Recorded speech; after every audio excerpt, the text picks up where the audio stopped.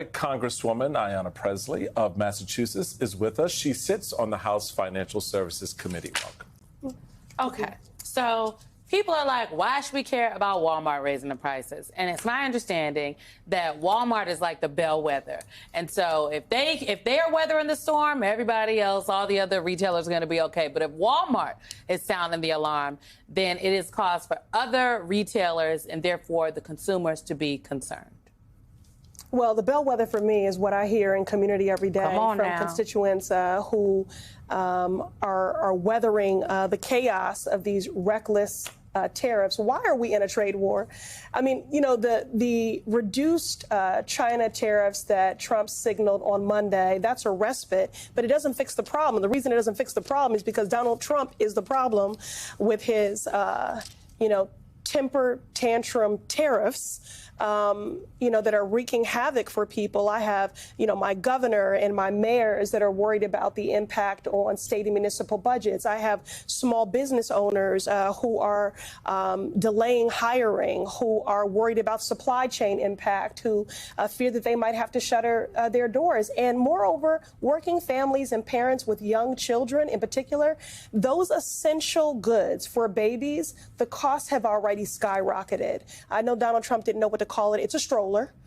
Strollers, cribs, and car seats. The cost has skyrocketed. And the thing about car seats is like 8 out of 10 car seats are manufactured in China. And that is the only way to safely move with your child to a medical appointment, to worship, to go visit with family. Not only that, it's the law of the land in 50 states. And so that's why and then I am on the Financial Services Committee when Secretary Bessent, the Secretary of the Treasury, came before us. I pressed him, look, I don't want any of these reckless tariffs, but if you are going to proceed forward, then we need an exemption at least on these essential goods for babies. And he said it is under consideration.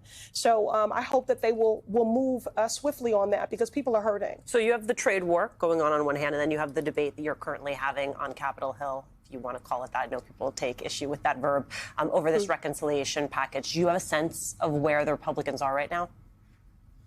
Well, it's the long pause for me. It was like that pause was like, okay. Look, let me just say this. They have lost the plot, and the plot is the people. And they know that this tax cut for the wealthy, kicking 14 million people off of health care, taking food out of the mouths of veterans, our seniors, our babies, that this is unpopular.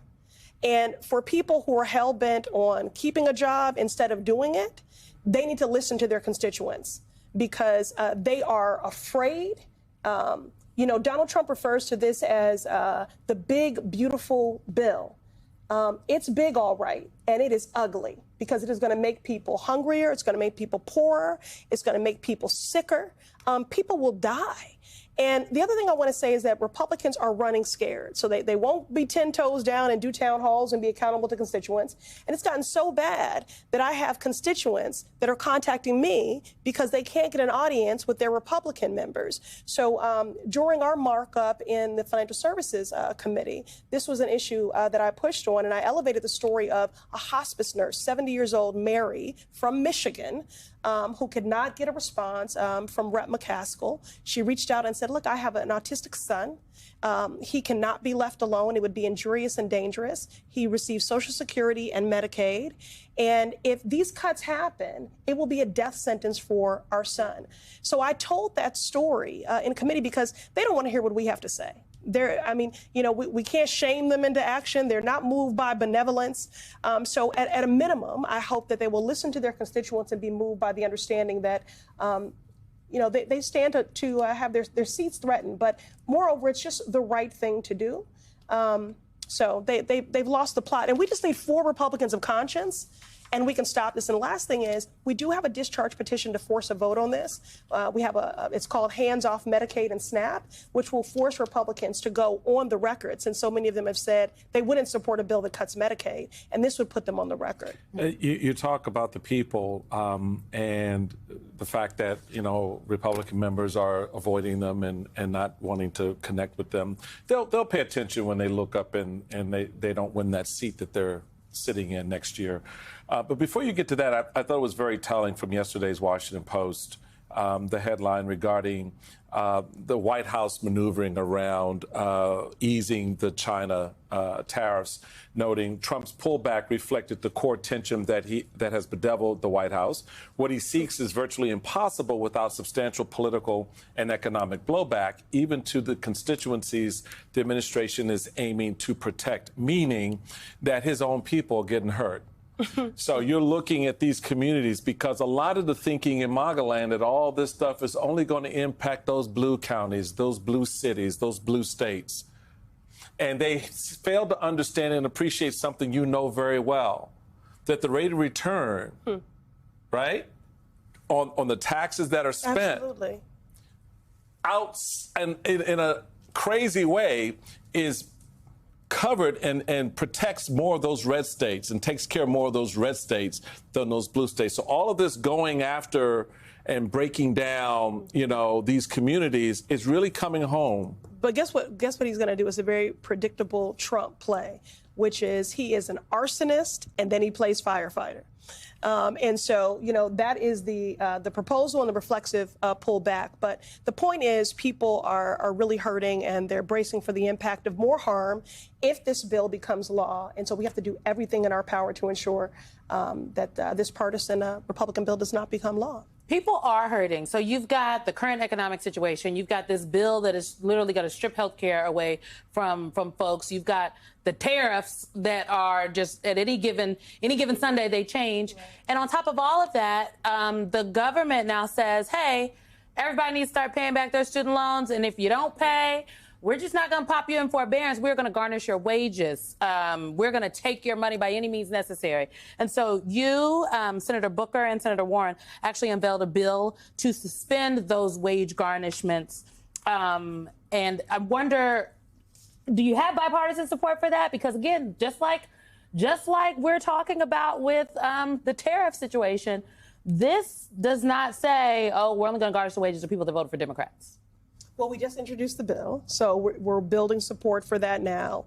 And again, it is a transcendent issue. And, when families are already struggling to make every dollar stretch, they've already, they're coming for your health care, or they're coming for food for our most vulnerable. You layer that with the impact of these reckless tariffs.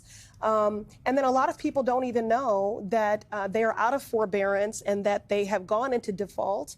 There are some 5 million defaulted borrowers right now that are at risk for an offset with their tax refund being seized, Social Security being seized. People don't consider Social Security, but that is the fastest growing constituency of borrowers are 50 plus. So you're talking about folks who, I have constituents that are 82 years old, still paying on this debt.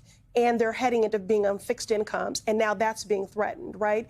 And then wage garnishment. And so we've introduced myself, Senator Booker, Senator Warren, the Ending Administrative Wage Garnishment Act to suspend and remove this punitive tool of garnishment. It is cruel, and it has a disparate impact on the most vulnerable borrowers. And again, so many borrowers are already paying a mortgage before they have a mortgage, given the expense of these loans. And this is meant to really roll back the gains and the progress that was made on student loan debt, and also to dismantle the Department of Education, because even though it takes an act of Congress to dismantle the Department of Education, they can gut and erode at it. They've laid off more than 50% of the workforce. So borrowers, if you have questions about what is your standing, it's going to be a struggle for them in this moment, because they could be on the phone for days trying to reach a loan service provider and then unable to reach someone at the Department of Education because of those layoffs. So that's why we've introduced the Ending Administrative Wage Garnishment Act. Maybe they need to call Fox News. It seems like Linda can get over there. That's the Education Secretary, folks.